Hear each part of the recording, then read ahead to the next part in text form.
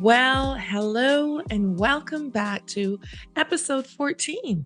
This is episode 14 of the Becoming Resilient podcast, and thank you for joining me here. I hope that these conversations with a cancer conqueror continue to be a source of education, empowerment, and encouragement for you. Please feel free to share it with somebody and tap on the subscribe button if you're watching this on YouTube and give me some feedback. If there's questions that you have that you want me to address in an episode, I'd be happy to do that. Today, I'd like to share with you 10 tips that I use to help get me through my cancer journey. You can apply this to any illness or any challenge that you're having, and I'm sure that you'll find them useful. And one of the tips that I'm going to share, I'm actually going to demonstrate it in vocally. There's a hint as to what it would be, but one of the first tips that I want to share with you right off the bat, if you are not a person of faith, I want to encourage you and invite you because I'm going to tell you the truth that the way that I got through this journey was through my faith in God, my relationship with Him in prayer. That's number one, prayer. Prayer is one of your most powerful tools, one of the most powerful tips. It has been scientifically proven, go figure, of course, that those who pray and those who have any form of faith is what helps them to heal faster. I'm going to say that again. If you are a person of faith, as I am, I believe that Jesus Christ died on the cross for my sickness, for all of my sin, for everything that's gone wrong. He died for it, and so I draw from Him in prayer. So prayer is the number one thing. That's communication. That's talking to God. That's telling Him all about your cares, telling Him all about your stresses. The first one off the bat is prayer. And while you're praying and you're taking time in between, you don't have to rush. You can talk through the day. You can have a concentrated time to talk in prayer. The second thing that I want to encourage you to do is to do some deep breathing. That's right. Old fashioned breathing, because we all are breathing to stay alive. If we didn't have breath, we wouldn't be alive. Duh. So take a deep breath in through your nose and let it out slowly. One, two, three through your mouth. And do that a few times. If you have an Apple Watch or you have another watch, there might be something on there that allows you to tap it to breathe. On my watch, I can tap the breathe option, and it will take me through a series of breathing for about a minute. What breathing does is it feeds oxygen to your cells. You want to breathe to feed oxygen to your cells because that is going to help in the healing process. Deep breathing also helps us to relax. With all of this treatment, with all of these questions, with all of these challenges, if you're studying, even if you're studying at school or you're studying for a course, take some time out to do some deep breathing. It relaxes your body and it takes away the tension. You will hear that recommended by so many people. And these things that I'm sharing with you today are tips that I used during my treatment. So these are cancer tips. These are tips that I used and my friends have used to help them through this journey. The third thing. So there's prayer, there's deep breathing. Third thing I want to encourage you to do is to read and to read aloud. Yes, I'm going to encourage you to read the Bible, to read the scripture, because there's a guy in there by the name of David. He is the chief psalmist. He wrote 90% of the book of Psalms, and he had his up times and he had his down times, just like we will have during life and during through this course of our this portion of our life that we're going through. And he wrote a book called Psalms. Maybe you've heard of Psalm 23, the Lord is my shepherd. I shall not want. So I want to encourage you to read a book and read it out loud. Because what happens when you're reading out loud, you are saying the words, your ear is hearing it, your eyes are seeing it. So you're getting in more parts of your body actively in tune with what's happening. And so it's actually going to encourage you and feed your spirit. So if you like poetry and you have a book of poetry, or you can get a hold of my book called Stronger Resilience. And in that book, which has been a source of encouragement to a lot of people, it's available through me and it's also available through Amazon. Stronger Resilience is a compilation of books of people who have um, had experiences with its body, soul, mind, or spirit. They're stories that are going to encourage all aspects of your life. And as you read them aloud, I promise you, you're going to be encouraged. You're actually going to be encouraged to press through because all of these individuals, just like you, have faced something that has been a bump in the road and has made them have to stop and maybe rethink life. And so that book is available for you. And reading is a great source of, is a great hack to help you through the journey. So we've done prayer, deep breathing, reading. I want to encourage you to take a walk, taking a walk, and taking a walk outside. I know that the weather is changing if you're here in Canada or maybe in a cooler part of the world, wherever you are. Getting outside and walking amongst nature, again, has been scientifically proved to have amazing results on the healing of individual, especially your mental health, which is one of the things that can really affect us in a large way when you're going through a health crisis. So, taking a walk outside amongst nature, you're seeing the trees, you're actually feeling the breeze. I was listening to somebody talk about some research that had been done that even in areas where they had restructured or done some restructuring where there was a garden where the roads had been repaved or the area had been fixed up, that it even has been proven to affect the rates of crime and violence. Go figure, but it has been largely known to affect the health and the healing of people. So take a walk and take a walk outside. If you can get down by a lake, see some animals, go to the zoo and take a walk and look at the animals. You'll also get your steps in. So that is, I believe that's number 4. Journaling. Get um, a good notebook, a pen and paper. Get a notebook that you want to journal your journey through this time. Because guess what? We're going to forget. Not everybody has a photographic memory that they can remember everything that has happened during your journey. Whether you're journaling your children growing up, you're journaling a vacation, get a notebook and journal and write down the thoughts and the feelings that you feel in the moment when it's happening, because you can look back on it and reflect on that. Maybe you want to write a book, you'll have your journal notes, but you can also reflect on it to help you be grateful. Journaling is extremely powerful and it allows you to get your thoughts out of your head and down on paper. Now, I know I may have talked about a few of these things in an episode before, but they are worth repeating. Okay. The next thing, no, number 5, I want to suggest to you is call someone. Pick up the phone and call a friend, call somebody that you haven't spoken to in a long time, call a relative.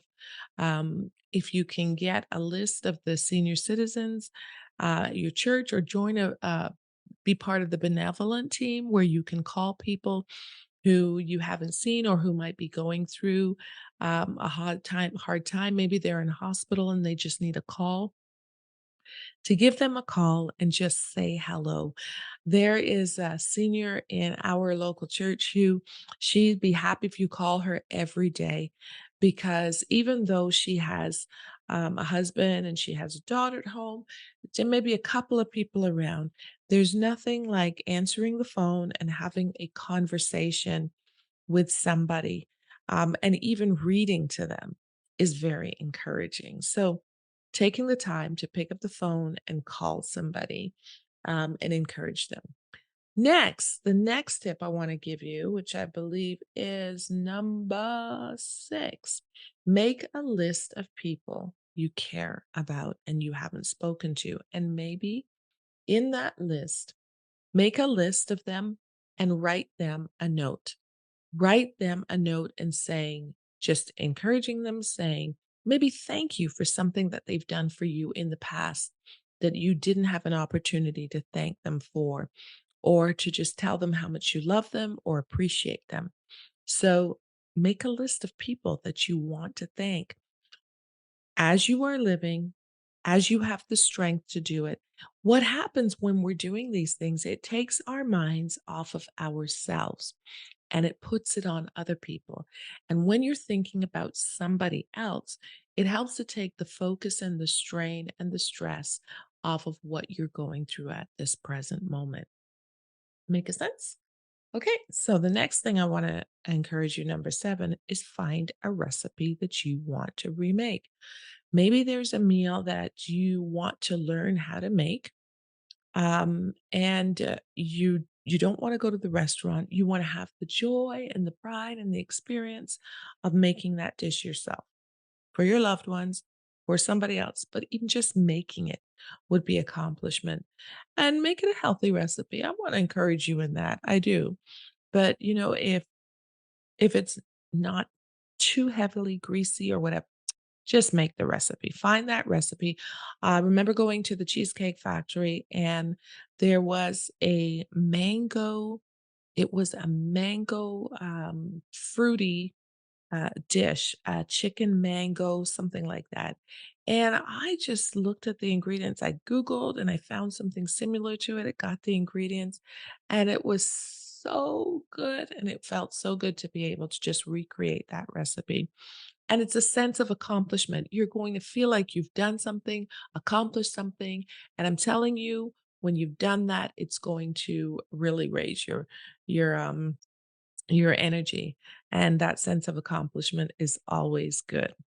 Number 8, one of the hacks that have helped me get through my cancer journey and through illness and challenge that's going to help you too, is to do what most of us don't want to do. And that's ask. Ask for help, ask for assistance. If you need somebody to come over and clean the house or help you clean an area, you can ask somebody to take you for a ride to your medical department. You don't have to call Uber and pay them. There's lots of times people are just waiting to be asked. They want you to ask them for help. So why don't you just ask them? Ask somebody for help or a drive to an appointment or a drive to the grocery store. Ask somebody to pick up something for you from the grocery store or place the order and pick it up for you and bring it over for you. Maybe you need help cleaning. Maybe you need help cooking. I was speaking to a friend who is going through a very tough health crisis over the weekend. And I let her know, just sent her a note and let her know we communicated through voice notes back and forth, and it's being really, really a heavy time for her, and she has young children. So I asked her if she would be up to somebody coming to visit her because she lives quite a distance away, and she was open to that. She was getting a visit from a relative for the weekend, but just asking. People are open to you asking how you can help them. And if they're not if they're not open to it today, they might need your help tomorrow. But letting them know that, um, yeah, I might need some help down the road. I might need some help tomorrow. Don't be afraid and don't be ashamed to ask because there are people that are waiting. Number 9 is music. Do you know that music is extremely therapeutic in your healing? It is extremely therapeutic in you getting through a tough time, or even, you're celebrating a good time. Music. There are different organizations that provide music therapy for maybe children or individuals who have been traumatized by an experience. Maybe they have witnessed something violent, and visually they're not able to release that. Music therapy has been proven to help them. I was reading a testimonial of a young boy who had seen a violent crime attack on his sibling. And four of his friends were lost in this violent attack, and became very quiet, very silent. The father found out about this organization that provided music therapy for him, and happily to say, it was a hard time to get through, and then his mother was diagnosed with a terminal illness. But as a result of going back to the music therapy, it helped him being able to manage the feelings and put things into a better perspective. He's grown, he's married with a child, and attributes a lot of his healing to music therapy. So, music therapy is one thing, but putting the music on and dancing and just moving your body, and just, or if you're not feeling well that day, just having the music play instrumental, whatever genre of music that helps you to relax or encourages you and brightens you up, music. And the 10th thing that I'd like to share with you, just going to run through all of them very quickly. Um, Prayer and deep breathing, number one. Two is reading out loud, or reading a book, reading out loud. Three, taking a walk in nature. Four, journaling. Five, calling someone and encouraging them, speaking life into them, having a conversation with them, not about your situation, but finding out about them. Making a list of people that you could send a letter or a note or a card of gratitude to. Seven, finding a recipe that you've wanted to accomplish, that you've wanted to make. Number eight is asking for help, asking somebody, and letting them know that you need some help in some area. Number nine is music and music therapy. Number 10 is singing, which is what I do and which is what I love to do. And as a result of singing, it helps relax your body. Let me tell you what singing does. Singing actually lowers your cortisol. um, I'll give you 11. 11 will be the bonus. Singing, well, not really because it ties in with the walking, but singing allows you to lower the cortisol and relieves stress and anxiety and tension in your body. How does it do that? Because when you're singing, you're focusing on the words that you're singing, you're focusing on the message that is being relayed, and it releases endorphins and oxytocin in our brains. It releases oxytocin, and endorphins are released in the brain, which in time lowers stress and anxiety. Yep, it sure does.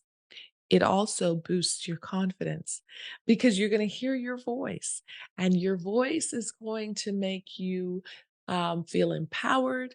You're going to hear that the repeat when you're repeating and you're singing, you get sometimes even if it's crackly, don't worry about it. You're going to hear your voice, and it's going to increase your confidence. Singing also helps you to be mindful, it helps you to be focused on the words. And I would like to just sing a song. It's a chorus of a song that I recorded years ago on My Lord, I Trust You, my very first album. And it's a song, I'm just going to sing the chorus of it that simply says, in heaven's eyes, there are no losers. In heaven's eyes, there is no hopeless cause. There's only people like you with feelings like me, amazed by the grace we can find in heaven's eyes. In heaven's eyes, there are no losers. In heaven's eyes, there is no hopeless cause. And today, if I were to say to you that your situation has purpose, that your situation is going to make you stronger, it's developing that muscle of resilience as you push through. These 10 suggestions, these 10 things that I did, that I worked on, that I allowed used during my treatment are going to help you. And I would like to just share, I'd like to read out loud a scripture passage that has been a mainstay and has really, really helped me. And I know that it will encourage you. So the writer was the Apostle Paul, and he says in Philippians chapter 4, verse 6, he says, "Don't worry about anything. Instead, pray about everything. Tell God what you need and thank Him for all He has done. Then you will experience God's peace, which exceeds anything we can understand. His peace will guard your hearts and minds as you live in Christ Jesus." And now, dear brothers and sisters, one final thing: fix your thoughts on what is true and honorable and right and pure and lovely and admirable. Think about things that are excellent and worthy of praise. Keep putting into practice all you learned and received from me, everything you heard from me and saw me doing. Then the God of peace will be with you. And my favorite part is fix your thoughts on what is true and honorable and right and pure and lovely and admirable. Your thought life is very important to your healing. If you decide out the gate that I am going to fight, that I am going to make it, that I am going to do what I need to do to get through this situation, to get through this illness, I believe that you're going to make it. Because with faith and with God on your side, you're going to become resilient. So, with that, I want to thank you for joining me in episode 14. Please share this podcast. Please like and subscribe. Please share the information with someone. And if you would like me to address a topic, please reach out, let me know, and I will be happy to respond to you. The email contact and information is below. Thanks for joining on episode 14 of Becoming Resilient podcast.